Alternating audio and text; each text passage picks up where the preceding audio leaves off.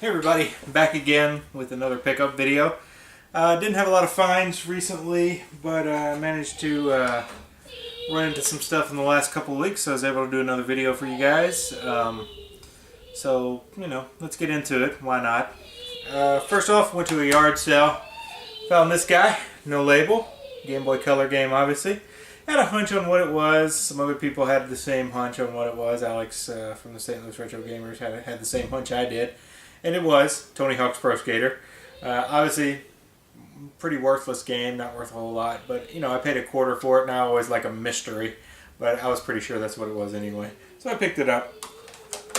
Then I was at the flea market, and I found Super Mario Land, which is not a great game for the Game Boy. I think I paid $2 for this. It's not worth very much, but $2 was okay. Loesch apparently owned it at some point. Anyway, Super Mario Land for the Game Boy. That's a pretty good deal because I didn't have it.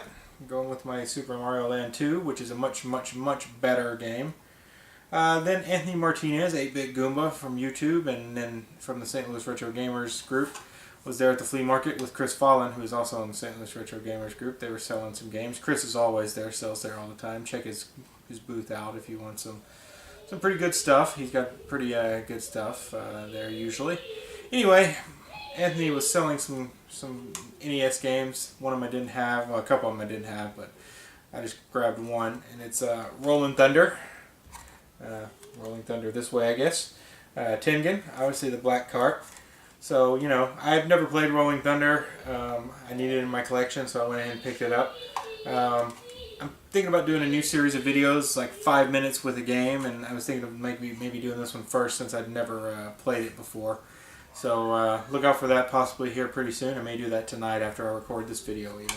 So I got that. Not bad. That was $3 from Anthony. Then I ran around to some game stores. Ended up at Trading Games down in South County. I guess it's in Fenton. Over on Gravois. So as most of you know, I collect Final Fantasy games. I've been trying to put together a complete collection of Final Fantasy games, and granted they're still releasing them, but I've done pretty well so far. Got some more coming in pretty soon. That'll be in another pickup video. But for now, I got one that I've been looking for a good while. I got the Wii version of this game a while back. Well, another, like a sequel to it, I guess, or a remake. I don't know which one it is. But Chocobo's Dungeon 2 for PlayStation. In great shape. The jewel case has either been replaced or has been taken very well care of. Obviously, I paid retail price for this, but I've been looking for it for a while, so I didn't mind paying retail.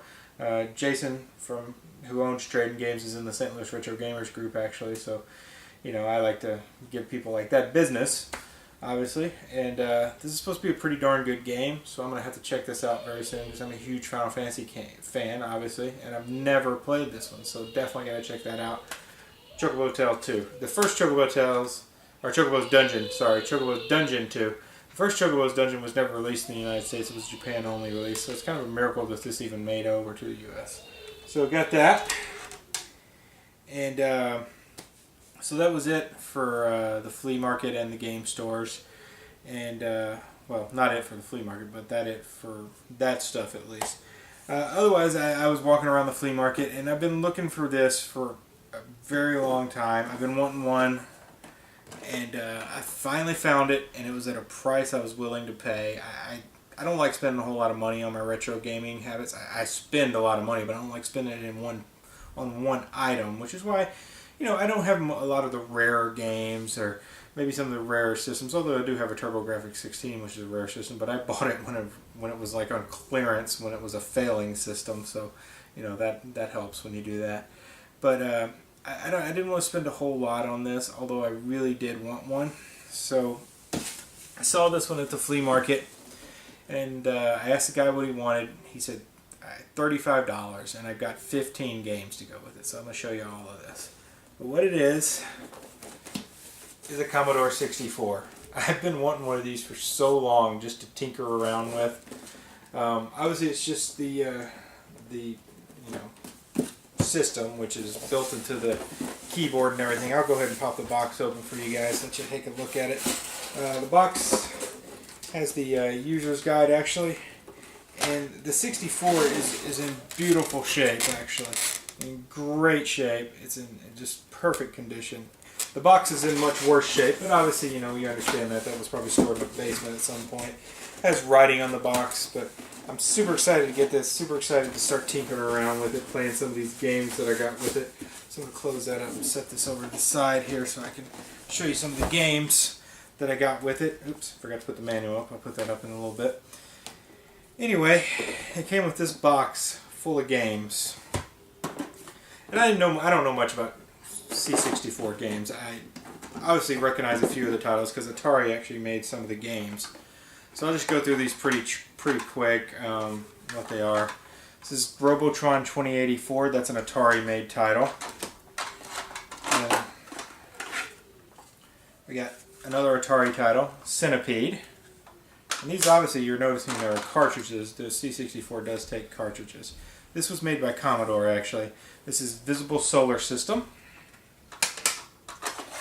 And like I said, I don't know much about any of these games.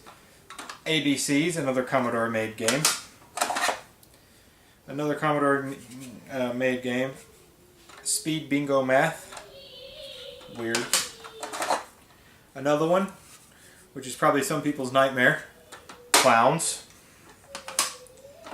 Another Commodore, Radar Rat Race. And I've been told this is a pretty decent collection of games, and I think this one I'm about to show is actually kind of tough to find, although most Commodore stuff is tough to find. I never see it, actually. It's the first time I've seen Commodore games, and I game hunt all the time. But I think this one is one of the more rare games. Well, I don't know. Commodore, when you say rare, there's much rarer, but this one's actually decently hard to find, I suppose. It's Gateway to, let's see, Apshai, I guess is what it is. Gateway to Apshai, made by Epix computer software. So, you know, that one I've heard is pretty darn good and like essential. And of course, Pac-Man, made by Atari. Frogger. It's an essential for any system.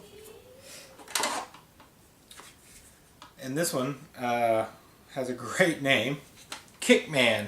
Sounds like a Mega Man villain. Another game from Epix, Jumpman Jr. I have no clue what it's about, but I know Mario was called Jumpman at first, but I seriously doubt that's Mario. Lazarian by Commodore. I guess that's how you say that. Maybe Laserian, I don't know. Then we got Donkey Kong with the super special marker label on it. I assume it actually is Donkey Kong, and the label is just like silver, so I'm assuming maybe it had an overlay that peeled off, but anyway, Donkey Kong. It's supposed to be a very good version of Donkey Kong. As close to the arcade port as you can get, actually, is on the C64 is what I've heard. And lastly, another Atari game, Jungle Hunt. So I was really excited to get that. I think paying $35 for that was a pretty great deal, because I think the Commodore, just the computer, could go for much more than that, just naturally. Maybe not a ton more, but a good amount more. And like I said, I've been kind of looking for one. I haven't been heavily looking for one, but overall, I really did want to get my hands on a Commodore just to mess around with, because I've heard they're just great fun. I'm going to throw all these games back in this case real quick. So happy to get the Commodore. Hope to be messing around with that very soon. I got to get it hooked up to a monitor, or perhaps my TV. I know you can hook them up to the TV somehow, maybe with a Atari type, you know, RF box or something like that. So I'm very happy to get that. And then I guess I'm to the stuff that I found today, going out to yard sales today. First off, I went out this morning. I was just kind of running around. Looked at a few yard sales, didn't see very much, and I happened to remember that there was one last yard sale that was advertised, and I didn't see a sign for it anywhere. So I saw it, and I dropped in. I just happened to see this in a stack on the table. N64 games. I don't know what it is, but I find so many N64 games, and I love the system. I'd like to put together a full set of N64 games, so it's nice to always find them. Unfortunately, this is 3 I already had. So I kind of picked these up for the cheap price just to pass along to other people. And they're also not in great shape, especially the first one I'll show you. It's a Grey Cart Ocarina of Time, if you can actually tell that, but this label is just destroyed. It looks like somebody just took an eraser to it or something. It's just completely destroyed. Maybe it had a sticker on it, somebody peeled off and ruined it. But it's ruined. It's seriously ruined. But I'm assuming playable. I haven't got a chance to test it yet. Next one, great game, Perfect Dark. As you can see, it has a sticker on it. It was a Blockbuster sticker. I did some cleaning and took off most of the ink that says Blockbuster off here. But it has a stupid security strip underneath this clear label. So there's no getting that off. These clear labels are like, you peel them, and it's like one little tiny microscopic piece at a time comes off, and I'm pretty sure it would just tear the label, so it's staying on there. And like I said, this is up, for grabs if somebody in the St. Louis Retro Gamers or anybody watching this video is interested in it. Let me know. We can work something out. And lastly, this seems to be a theme today with me, and this will make sense later. Star Fox 64, which is in the best shape of the three. It actually has a pretty good label. There's a little damage, I think, right here. It looks like I may be able to just peel that off. I think it's an extra sticker or something there. But in very good shape. Great game. Already had it. I picked it up for somebody to take advantage of my good deal. I think I paid $1 a piece for those. And then comes the last pickup.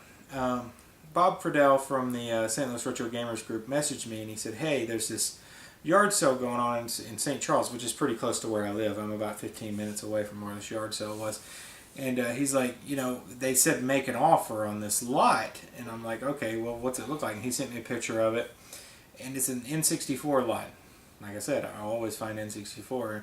And so I found out the girl's name is on Facebook, and I messaged her, and then I, went to the group and put, hey, I sent you a PM.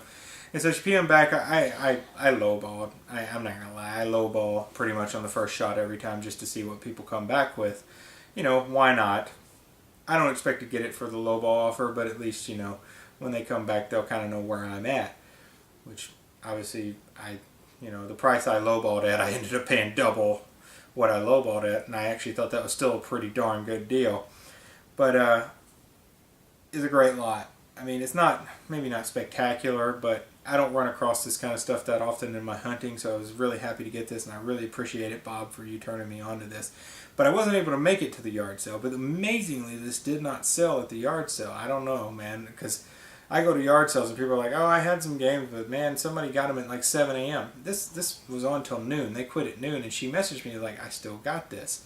And I'm like, okay, I'll take it. Where can we meet? So we went and met. We met over in St. Peter's, close to V-Stock in St. Peter's, if you know what V-Stock is, if you're watching. I'm assuming most of you do.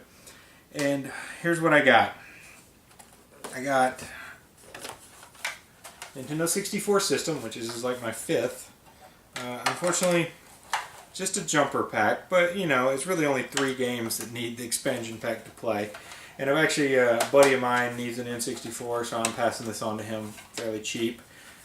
With shipping, though, it's not going to be as cheap, but he's been asking me to find him one cheap, so I finally did find him one. And I'm going to be sending it off to him with a couple of the controllers I got. So I got standard gray, of course it came with it. A green, which I believe I already have a green controller, so I'll probably ship that one off to him too. I really like this, a blue controller. It's not like the clear blue, but it's just a standard blue, which I really like the blue controller. I don't know why. It's just kind of a cool controller. And this I thought was pretty cool. This is a wireless Nintendo 64 controller. Obviously, secondhand brand, aftermarket brand, docks, and it came with the sensor, which is pretty darn cool. And the sensor actually has the memory card plug-in for it. And I'm assuming this already has a vibration unit in it because it has no plug-in for it. I don't really care because I never used the vibration unit anyway. So there's the controllers that go with it. And it came with a rumble pack, which is a performance rumble pack, and then a memory card also with that. Obviously, aftermarket, but no big deal there. I don't really use them.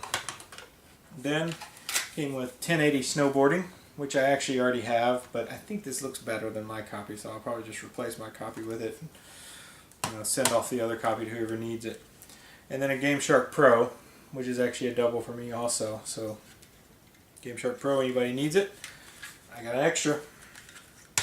And came with this, which I've never seen. It's Prima's Nintendo 64 Pocket Power Guide, unauthorized. So it's got some codes to some of the initial games that were released with the Nintendo 64. I don't think that's worth anything, but it's got a really weird picture. It looks like a purple N64 on the front, but I think that's just supposed to be the gray, and it's just faded. But whatever. But here's the best part of the lot. Box games. Complete. All of them. Some of them are not that great. A couple of them I was really excited to get. There's one of the not great ones. WCW NWO World Tour. Box complete. Box is not great on this one. Automobile Lamborghini. Box complete. Good looking box there. Rush 2 Extreme Racing. Box is complete. Again, the box is okay, not great. Supercross 2000. Pretty good box there. It's a sports game though, so probably not much value in it. Here's a cup. There's 3 that I was kind of excited to get, even though a couple of them aren't worth very much.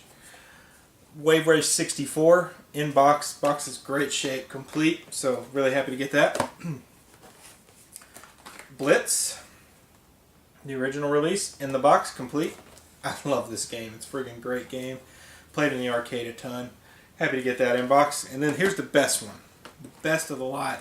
Really the reason I wanted the lot. Star Fox 64. Complete. Big box. Rumble pack is in here. Game looks like it's never been touched. Box looks like it's rarely been touched. Manuals and everything. So happy to get that. That's an excellent addition to my collection. I'm so happy to have it. Obviously I found 2 Star Fox 64s today. And lastly with that lot, I got an N64 steering wheel with the pedals. And I got this all for a very good price. Really happy to get it. Really happy you guys are watching my channel. You know, subscribe, like, do all that fancy stuff to it. Otherwise, that's all I found. Hopefully I'll be putting out some gameplay videos, my 5 minutes with videos, very soon. Thanks for watching.